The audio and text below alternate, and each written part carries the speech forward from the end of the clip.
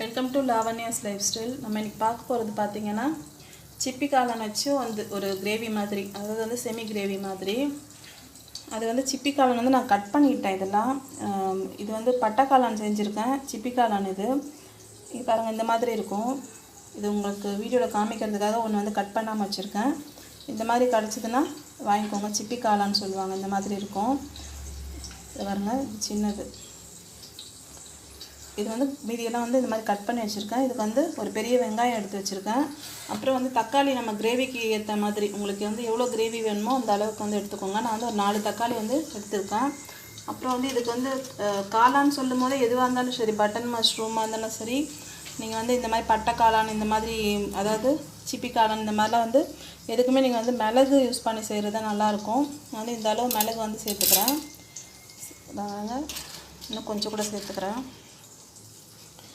இதை சேர்த்துட்டு நான் வந்து இதை வந்து நல்லா பேஸ்ட் பண்ணிக்க போகிறேன். அதுக்கப்புறம் வந்து இதில் வந்து இங்கே வந்து எண்ணெய் சேர்த்துருக்கேன். நான் வந்து இந்த சட்டியில் தான் செய்ய போகிறேன். இதில் வந்து எண்ணெய் வந்து காஞ்சிட்ருக்குது. நார்மல் ரீஃபைண்ட் ஆயில் தான் சேர்த்துருக்கேன். இதில் வந்து பார்த்திங்கன்னா பட்டை, அப்புறம் வந்து லவங்கம், ஏலக்காய் சேர்க்க போகிறேன். எங்கிட்ட வந்து கரம் மசாலா தீர்ந்துருச்சு. இல்லைன்னா வந்து இதெல்லாம் வதக்கிட்டு கரம் மசாலா மாத்திரம் ஒரு 2 பிஞ்ச் போட்டால் கூட போகிறோம். அதனால் வந்து நான் இப்போது வந்து இது வந்து சேர்த்துக்கிறேன். நான் ஹோல் கரம் மசாலா சேர்த்துக்கிறேன். ஹோல் கரம் மசாலானா வந்து ஸ்டார் அனீஸ்லாம் சேர்க்க வேணாம். பட்டை, லவங்கம், அப்புறம் வந்து ஏலக்காய்.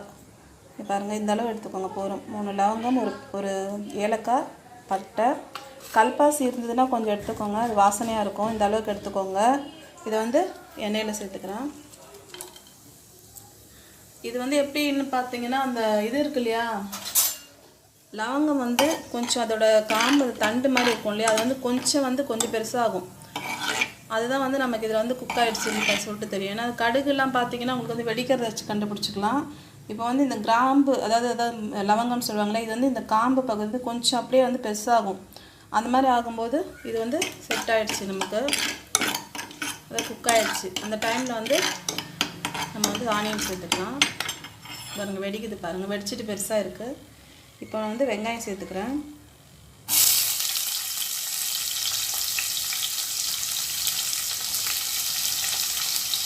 வெங்காயம் சேர்த்து வெங்காயம் நல்லா வதங்கட்டும். அதுக்குள்ளே வந்து நான் வந்து தக்காளி அரைச்சிட்டு போகிறேன். இதுக்கு இன்னொன்று சொல்ல மறந்துட்டேன், இஞ்சி பூண்டு பேஸ்ட்டும் மெயின். எப்படி வந்து மிளகு வந்து இதுக்கு வேணும்னு சொன்னோன்னா, அந்த மாதிரி இஞ்சி பூண்டு பேஸ்ட்டு மெயினாக வேணும்.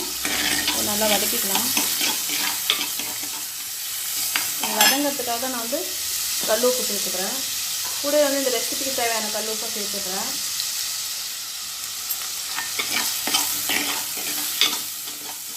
வெங்காயம் வந்து அரைச்சா வந்து கொஞ்சம் தண்ணி விட்டா மாதிரி ஆகிடும். அது செமி கிரேவியாக இருந்தாலும் சரி, கிரேவியாக இருந்தாலும் சரி, கொஞ்சம் தண்ணி விட்டா மாதிரி ஆகிடும். அதனால் நான் வந்து வெங்காயத்தை வதக்கிக்கிறேன். இது வந்து இஞ்சி பூண்டு பேஸ்ட்டு சேர்க்கணும். அதுக்குள்ளே வந்து நான் இந்த தக்காளியும் பேஸ்ட் பண்ணிக்கிறேன்.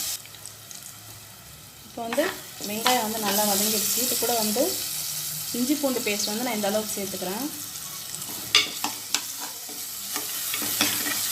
இந்த இஞ்சி பூண்டு பேஸ்ட்லாம் வந்து உங்களோட விருப்பத்துக்கு ஏற்ற மாதிரி சேர்த்துக்கோங்க.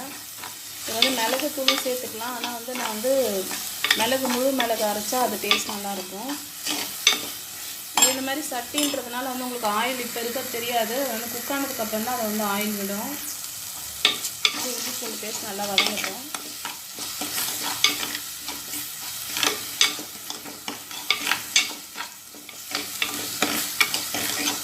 இப்போ வந்து இந்த காளான் வந்து நம்ம சேர்த்துக்கலாம்.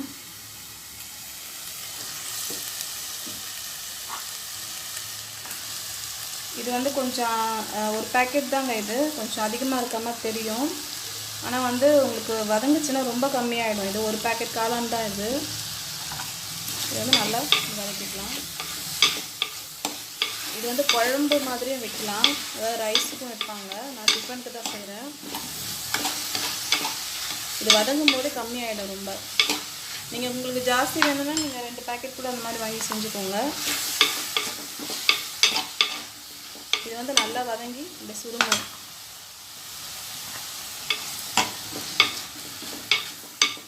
நான் இதில் தண்ணி எதுவும் சேர்க்க போகிறதில்ல.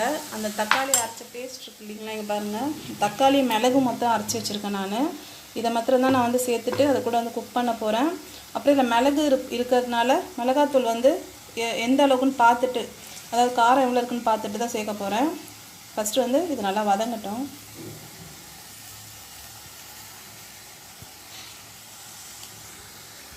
பாருங்கள், நல்லா தண்ணி விடுத்துக்கோங்க.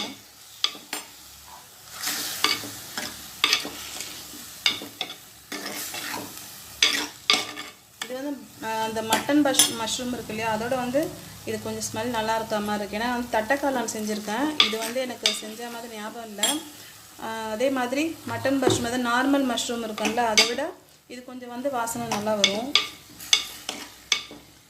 நல்லா இருக்குது, வாசனை நல்லா இருக்குது. இங்கே பாருங்கள், தண்ணி வந்து விடுது பாருங்கள், இவ்வளோ தான் தண்ணி. இங்கே பாருங்கள், இதிலே குக் பண்ண வேண்டியதுதான்.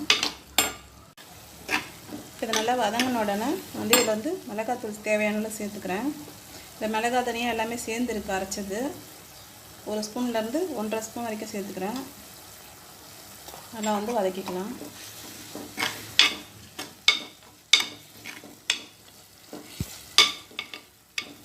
இந்த அளவு மெஷர்மெண்ட்டில் வந்து அதை நீங்களாக வந்து உங்களுக்கு தேவையானது செஞ்சுக்கோங்க.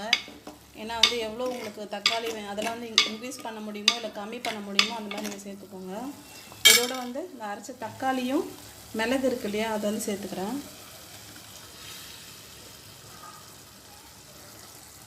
சேர்த்துட்டு நல்லா வதக்கிடலாம். நான் ஏற்கனவே வந்து உப்பு சேர்த்துட்டேன், பார்த்துருப்பீங்க. அது கூட வதக்கும் போதே வந்து நான் உப்பு சேர்த்துட்டேன். அதை நல்லா கிளறி விட்டுடலாம். நான் வந்து இந்த மிக்சர் ஜார் வந்து அதில் வேஸ்ட் ஆகிடக்கூடாதுன்ட்டு அந்த வாட்டர் மெத்தட் தான் சேர்க்க போகிறேன். இதை வந்து இப்படியே மூடி போட்டுட்டு, இது ரொம்ப நேரம் ஆகாது வேகிறதுக்கு, அப்படியே குக் பண்ண வேண்டியது தான்.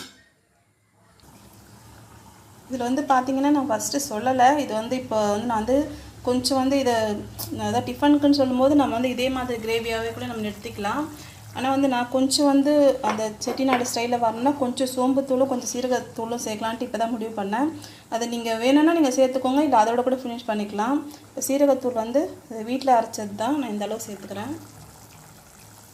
அதே மாதிரி சோம்புத்தூள், இது ரெண்டுமே நான் வந்து வீட்டில் தான் அரைச்சி ஸ்டோர் பண்ணியிருக்கேன். இந்த அளவுக்கு சேருங்க போகிறோம். இன்னும் கொஞ்சம் சேர்த்துட்டு இதை மிக்ஸ் பண்ணிக்கிறேன்.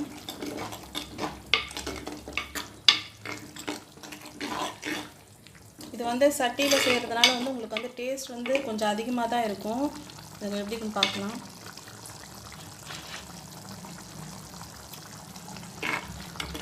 டேஸ்ட் நல்லாயிருக்கும். அதாவது வந்து நீங்கள் வந்து நார்மல் கடாயில் செய்கிறத விட இதில் வந்து உங்களுக்கு டேஸ்ட் வந்து கண்டிப்பாக வந்து கொஞ்சம் இன்க்ரீஸ் ஆகும். நான் இந்த அளவு பச்சை மிளகாய் வந்து அதாவது ஆஃப் பண்ணும்போது அதை சேர்த்துக்கிறேன். அப்புறம் வந்து கருவேப்பிலை சேர்த்துக்கிறேன். இது நீங்கள் வந்து ரைஸுக்கு போடுறதா இருந்தால் வந்து நீங்கள் சீரக பொடியெலாம் கொஞ்சம் அவாய்ட் பண்ணிவிட்டு அந்த இதை அதாவது சோம்புத்தூள் சேர்த்துக்கலாம். சீரகத்தூள் சேர்க்காமல் சோம்புத்தூள் சேர்த்துக்கலாம். அது நீங்கள் வந்து அதை மாத்திரம் போட்டு ரைஸுக்கு போட்டுக்கலாம். நான் இது வரைக்கும் ரைஸுக்கு செஞ்சது கிடையாது, சொல்லியிருக்காங்க. நான் வந்து டிஃபனுக்குன்றதுனால சீரகத்தூள் தான் சேர்த்துருக்கேன். இந்த ரெசிபி வந்து ட்ரை பண்ணுங்க. காளான் வந்து உங்களுக்கு உடம்புக்கு ஹெல்த்துக்கு ரொம்ப நல்லதுன்னு தெரியும்.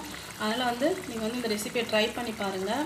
இந்த வீடியோ பிடிச்சிருந்தா லைக் பண்ணுங்கள், ஷேர் பண்ணுங்கள், சப்ஸ்கிரைப் பண்ணுங்கள், பெல் ஐக்கானை மறக்காமல் கிளிக் பண்ணிவிடுங்க. Thank you. Welcome to Lavanya's life style. நம்ம இன்றைக்கி பார்க்க போகிறது வந்து சாஃப்டான சப்பாத்தி எப்படி செய்கிறதுன்னு சொல்லிட்டு. ஏன்னா நான் சப்பாத்திக்கான சைட் டிஷ் வந்து நிறைய செஞ்சு காமிச்சிருக்கேன் இந்த வீடியோவில். நிறைய வீடியோ நீங்கள் பார்த்தீங்கன்னா சப்பாத்திக்கான சைட் டிஷ் நிறைய போட்டிருக்கேன். அதுக்கான மாவு வந்து எப்படி இது வந்து நல்லா சாஃப்டாக சப்பாத்தி வரத்துக்கு எப்படி செய்யுதுன்னு பார்க்கலாம். இங்கே வந்து நான் வந்து கோதுமை மாவு எடுத்து வச்சுருக்கேன். இப்போ வந்து இதில் வந்து கொஞ்சமாக சர்க்கரை சேர்த்துக்கிறேன். இந்த அளவு சர்க்கரை சேர்த்துக்கிறேன். அப்புறம் தேவையான அளவுக்கு உப்பு சேர்த்துக்கிறேன். இதில் வந்து நம்ம ரொம்ப ஆயிலோ எதுவுமே சேர்க்க வேணாம். நெய் மாத்திரம் உங்களுக்கு வேணும்னா சேர்த்துக்கோங்க, இல்லை வந்து ஆயில் கூட 1 ஸ்பூன் சேர்த்துக்கோங்க போதும். இது வந்து நல்லா அப்படி மிக்ஸ் பண்ணிக்கலாம். இந்த மாதிரி மிக்ஸ் பண்ணிவிட்டு சென்டரில் வந்து இந்த மாதிரி இது பண்ணிக்கோங்க. இந்த மாதிரி நல்லா வந்து மிக்ஸ் பண்ணிக்கோங்க. இதுக்கு வந்து நான் வந்து பால் சேர்த்து செய்வேங்க. எப்போவுமே வந்து பால் இருந்ததுன்னா கண்டிப்பாக வந்து அதை சேர்த்து தான் நான் செய்வேன்.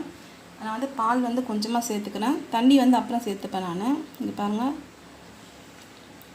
நீங்கள் வந்து ஃபுல்லாகவே பாலில் பிசைய தந்தால் வந்து கொஞ்சம் வந்து பிசுபிசுப்பாக இருக்கும். அதனால் வந்து இப்போ 1 கிளாஸ் பால்னால் ஒரு வந்து 1/2 கிளாஸ் வாட்டர் அந்த மாதிரி இதில் சேர்த்துக்கோங்க. அதாவது பால் கொஞ்சம் ஜாஸ்தி வர மாதிரி, தண்ணி வந்து கொஞ்சம் கம்மியாக வர மாதிரி நீங்கள் சேர்த்துக்கோங்க. இப்போ நான் பால் மாத்திரம் சேர்த்துருக்கேன். இந்த மாதிரி நல்லா பிசைஞ்சுக்கோங்க. ஏன்னா வந்து இது சாதாரணமாக வீட் ஃப்ளோர் வந்து உங்களுக்கு ஹீட்டுன்றதுனால நீங்கள் வந்து கீ மாத்திரம் 1 ஸ்பூன் சேர்த்துக்கலாம். மற்றபடி வந்து வேறு எதுவும் நீங்கள் இது பண்ண வேண்டாம், ஆயிலெலாம் ரொம்ப ஆட் பண்ண வேண்டாம். இதை நல்லா இப்படி பிசைஞ்சுக்கோங்க. இதுக்கப்புறம் வந்து நான் வந்து இதில் தண்ணி சேர்க்க போகிறேன். இப்போ வந்து கொஞ்சமாக பாருங்கள், கொஞ்சம் நெய் மாத்திரம் சேர்த்துருக்கேன். இதையே சேர்த்து வந்து நல்லா பிசைஞ்சிடலாம். நீங்கள் வந்து பால் ஊற்றிட்டு இந்த மாதிரி பிசைஞ்சதுக்கப்புறமா நீங்கள் நெய் சேர்த்துக்கோங்க, இதெல்லாம் மிக்ஸ் ஆகிடும். இப்போ தண்ணி ஊற்றி பிசைஞ்சுக்கலாம். தண்ணி வந்து நான் கொஞ்சம் கொஞ்சமாக சேர்க்கணும் அப்படிலாம் கிடையாதுங்க. நம்ம வந்து எப்படி பிசைஞ்சாலும் இது வந்து சாஃப்டாக இருக்கும்.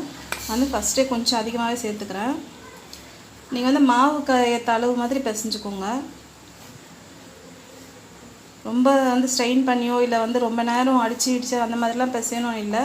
இந்த சப்பாத்தி வந்து சாஃப்டாகவே வரும். நீங்கள் நார்மலாகவே இந்த மாதிரி பிசைஞ்சிக்கலாம். ஆனால் சேர்க்குற ஐட்டம் மாத்திரம் கண்டிப்பாக வந்து கொஞ்சம் சர்க்கரை பால் சேர்த்து பிசையறதுக்கு உங்களுக்கு ரொம்ப நல்லா சாஃப்டாக வரும்.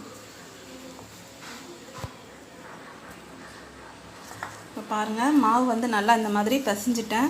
நான் வந்து இப்போ எண்ணெய் வந்து முதல்ல சேர்க்க வேணான்னு சொன்னேன். ஆனால் வந்து நம்ம கையில் இருக்க இந்த மாதிரி ஒட்டிகிட்ருக்க மாவு, அப்புறம் இது வந்து கொஞ்சம் காயாமல் இருக்கிறதுக்காக கொஞ்சமாக எண்ணெய் வந்து கையில் மாத்திரம் தடவிக்கிறேன்.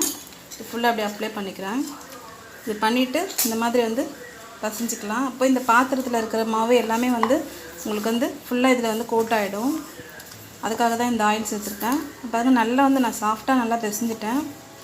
உங்களுக்கு வந்து இதில் வந்து உங்களுக்கு கோதுமை கலர் தான் தெரியுது, ஆனால் வந்து வீடியோவில் வந்து உங்களுக்கு கொஞ்சம் வந்து ஒயிட்டாக தெரியுது. பாருங்கள், அவ்வளோதான், நல்லா வந்து பிசைஞ்சாச்சு. நான் ஏற்கனவே வந்து கேப்சிகம் சப்பாத்தி போட்டிருக்கேன், அந்த வீடியோலையும் பாருங்கள். ஆனால் வந்து இந்த மாதிரி வந்து டோ வந்து பண்ணுறது வந்து நான் இது ஒரு வீடியோவாக போட்டிருக்கேன். ரொம்ப சாஃப்டாக வரும் சப்பாத்தி. நீங்கள் வந்து ட்ரை பண்ணி பாருங்கள். இது அப்படியே நீங்கள் பிளேட் போட்டு மூடி வச்சிடலாம். நீங்கள் வேறு எதுவும் வந்து ஏதோ டிஷ்யூ பேப்பர் வந்து இது கிளாத்தெல்லாம் எதுவும் போட வேண்டாம். நீங்கள் அப்படியே போட்டு மூடி வச்சிடலாம். நான் வந்து இதில் கொஞ்சம் பேலன்ஸ் இருந்ததுன்னா ஃப்ரிட்ஜ்லேயும் எடுத்து ஸ்டோர் பண்ணிப்பேன். அடுத்த நாள் கூட நல்லா சாஃப்டாகவே இருக்கும் மாவு. இங்கே பாருங்கள், நல்லா வந்து சாஃப்டாகவே இருக்கும். இதை ட்ரை பண்ணி பாருங்கள். இந்த வீடியோ பிடிச்சிருந்தா லைக் பண்ணுங்கள், ஷேர் பண்ணுங்கள், சப்ஸ்கிரைப் பண்ணுங்கள், பெல் ஐக்கான் கிளிக் பண்ணுங்கள், உங்களோட கமெண்ட்டை சொல்லுங்கள். தேங்க்யூ.